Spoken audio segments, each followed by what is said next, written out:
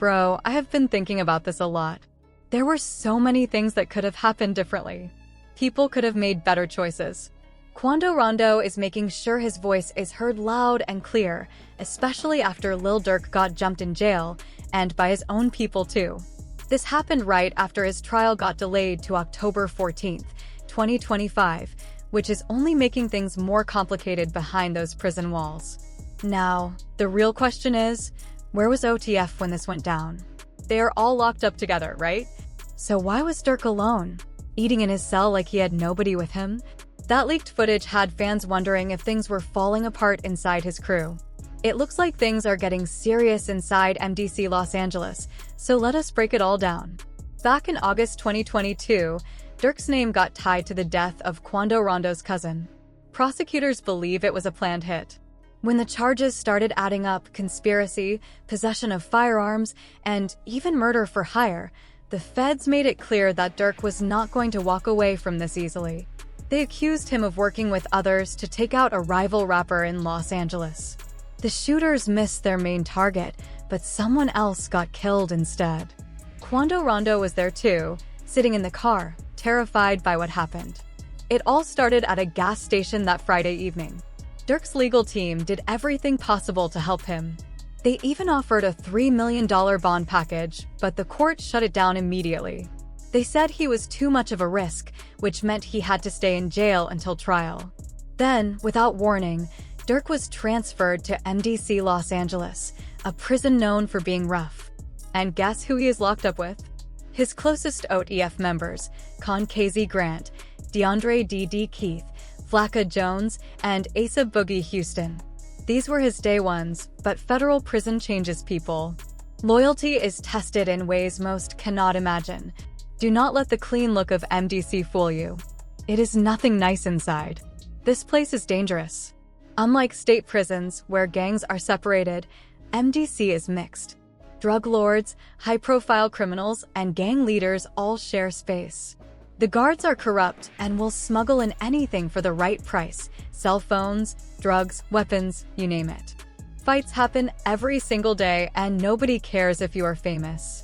Durk is not getting any special treatment here, and the biggest danger is that some of his own guys might not be standing by him anymore. Reports say Durk got jumped inside MDC, and the craziest part? It was not random. Word from the inside is that it was his own people who did it. His own crew, OTF. And the timing is interesting. This happened right after that footage leaked of Durk eating alone in his cell, which had everyone asking if there was already trouble within his circle. Now, the real question is, why did his own crew turn on him? Is it some kind of street politics? Is it pressure from the feds? Or did someone flip to protect themselves? Loyalty is rare in situations like this. When the feds apply pressure, people start snitching. Nobody wants to face life in prison. Look at what happened with OTF Jam. He cooperated to avoid going down with the RICO case. He had already served time before, and he was not about to go back. He did 12 years for an attempted murder charge back in 2010. He got out in 2022, right around the time Quando Rondo's cousin was killed. And rumor has it, he had been wearing a wire for the last 2 years. Now think about it, if he flipped, who else might do the same? Durk is locked up with multiple co-defendants, and each one of them is facing serious time. If someone is working with the feds, that could explain why there is so much tension behind bars. Meanwhile, Quando Rondo is watching all of this play out. The moment Durk got locked up, Quando dropped a song acting like everything was fine. But deep down, he was not going to let this moment pass without making a statement. This is deeper than just rap. Even in interviews, Quando has been taking shots at people, including DJ academics, calling him out for stirring up drama. Quando is making sure that the world knows he sees this as payback for what happened to his friend. When academics tried to play devil's advocate in an interview, Quando shut it down immediately. He refused to even hear the word devil in the conversation. That alone shows how serious he is taking this. Now, Lil Durk's legal situation has gone from bad to much worse. What started as a murder-for-hire charge has now turned into a full-blown RICO case. And let us be honest, when the feds hit you with a RICO charge, it is a death sentence. If convicted, Durk and his OTF members could be facing life in prison. No parole. No second chances. The first big indictment, which was revealed in November 2024, laid out a complicated story of conspiracy, violence, and revenge that goes back years. And this is not just about one crime. The feds are trying to say that Durk is the mastermind behind a whole criminal empire. To them, OTF is not just a music group, it is an organized gang that has been running the streets for a long time. So now, the big question is, what happens next? Will Durk be able to fight these charges, or will someone in his circle turn against him to save themselves? And what about Quando Rondo? Will he keep applying pressure while his biggest rival is locked up? The only thing that is certain is that this situation is far from over. In the streets and in the courts, the battle is still going strong, and in the end, only time will tell who comes out on top. Durk's rap label is not just about music. Prosecutors are saying it is an organized gang involved in serious crimes, including murder and racketeering. The feds are not playing when it comes to RICO cases. These laws were made to take down the mafia, but now they are being used against rappers and street gangs.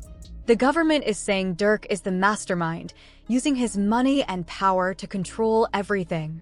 They claim he orders hits, rewards loyalty, and keeps OTF strong in the streets. This case goes all the way back to King Von's death in 2020. That was not just another tragic loss. It set off a chain reaction of violence, revenge, and fear. Prosecutors believe Durk put a bounty on the people responsible for Von's death, leading to the attack on Quando Rondo's crew in 2022. They say Durk sent his people across state lines to track and kill a rival. And they are not just guessing. They have surveillance footage, recorded phone calls, text messages, and even Durk's own lyrics, which they claim are like confessions. The evidence does not stop there. Prosecutors have been gathering information for years.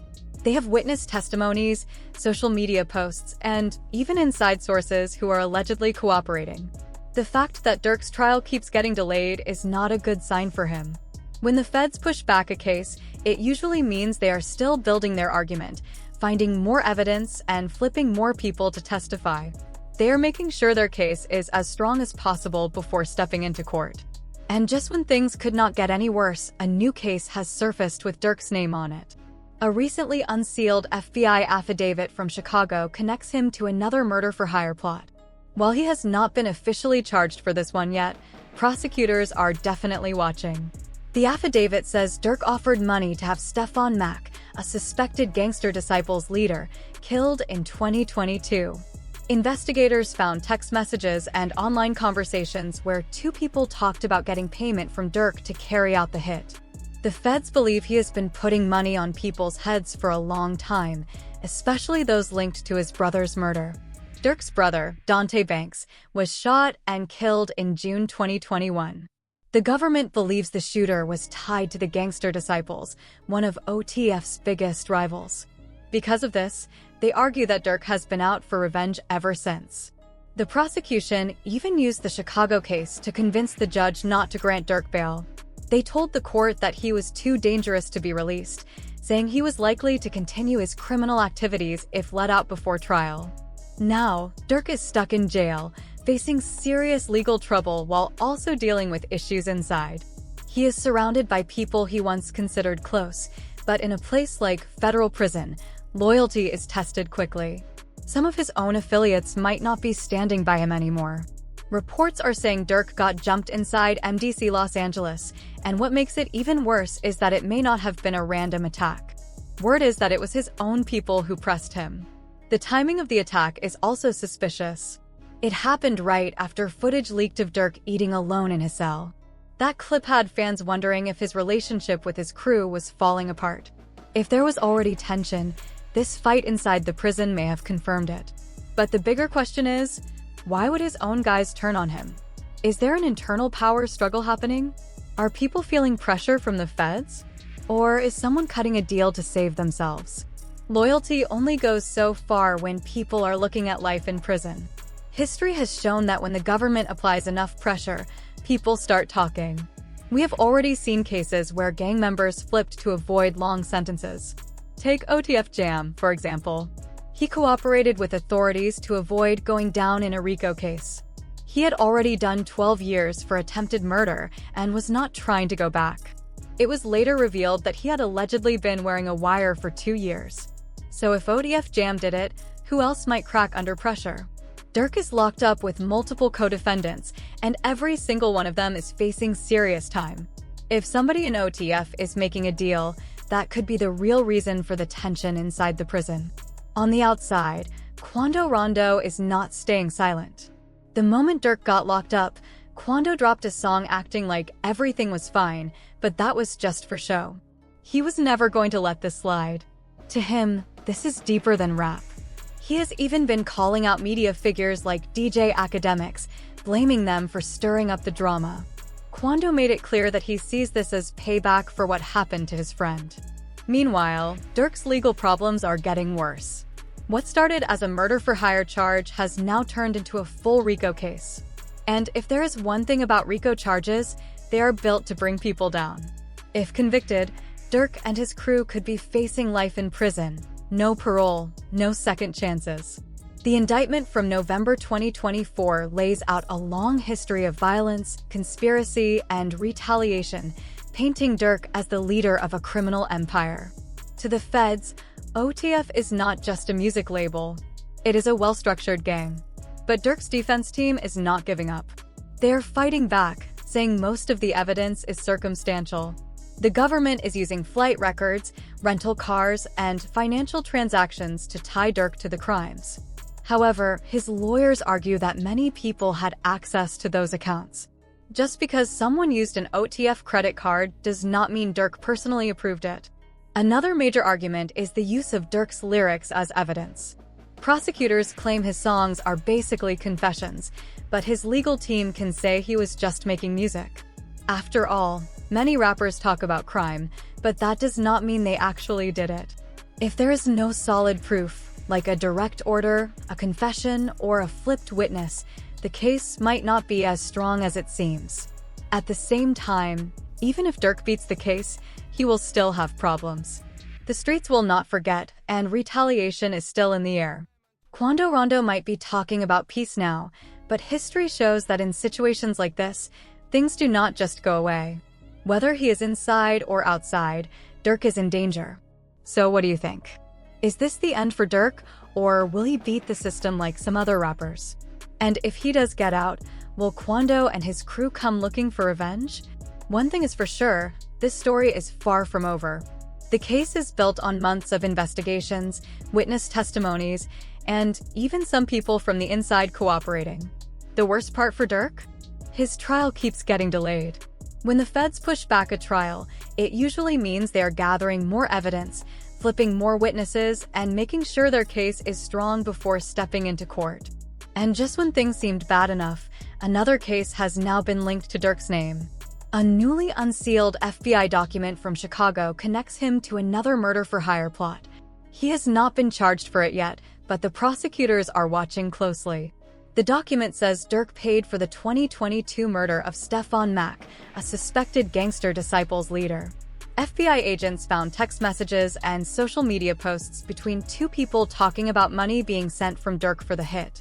The feds believe Durk has been putting money on people's heads, especially anyone linked to his brother's murder.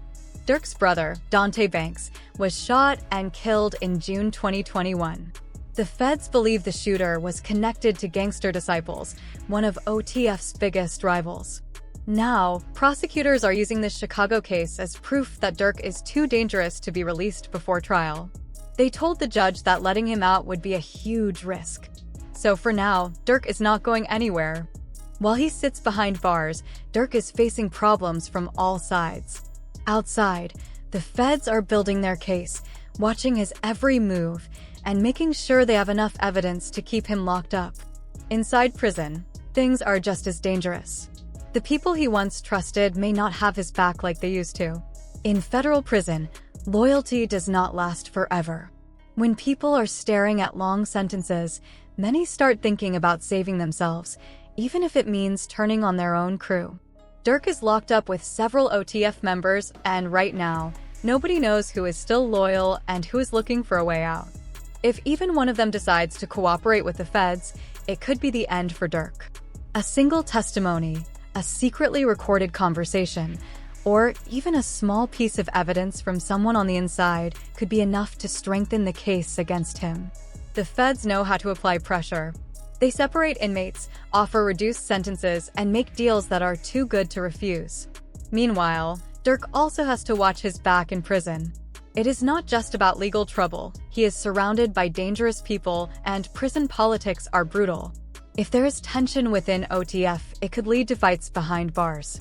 And if his rivals see an opportunity, they might try to get to him while he is at his most vulnerable. Every day behind those prison walls is a battle. He is fighting to prove his innocence in court while also trying to survive in a place where nobody is truly safe. The question is, can he make it through without losing everything? But his legal team is not giving up. They are working hard to fight these charges. The prosecution is making this the biggest hip-hop RICO case ever, but we have seen this before. Remember when they built a huge case against Young Thug, and now he might walk free? The same thing could happen to Durk. Right now, most of the evidence against him is not solid. The feds say OTF's money was used to pay for flights, rental cars, and masks for the hitmen. But Durk's lawyers can argue that many people had access to OTF's money, so that does not prove he ordered anything. The feds also claim Durk told someone, "Do not book flights or anything with my name." They think this shows he was trying to hide his involvement, but his lawyers can flip it. They can say it actually proves he wanted nothing to do with it. There's also surveillance footage of OTF members meeting up after the hit. The feds believe they were discussing payments and music deals, suggesting Durk paid for the crime. But if Durk was not physically there, proving he ordered the attack will be much harder. Without direct proof, like a recorded order or a confession, this case might not be as strong as it seems. Some legal experts and fans are starting to doubt if Durk will actually be convicted. They say there is no real proof that ties him to the crime, and unlike the actual shooters, he was not even there. It could be that the feds just want to make an example out of another rapper. And let's not forget, Durk has spent years working on his public image. He donates to charity, does community work, and has been distancing himself from street life. If his lawyers push this angle, the jury might see him as more of a businessman than a gang leader. That could change everything. But let's say Durk beats this case, what happens next? He will still have to watch his back. We saw Quando Rondo talking about peace and moving on, but everyone knows how things work in the streets. The feds might let Durk go, but that does not mean the streets will. There are still people looking for revenge, and not everyone is ready to let things go. So no matter what happens, Durk is still in danger. Whether inside prison or out in the world, he has enemies. The question is, will he find a way to escape it all, or is this just the beginning of a bigger fight?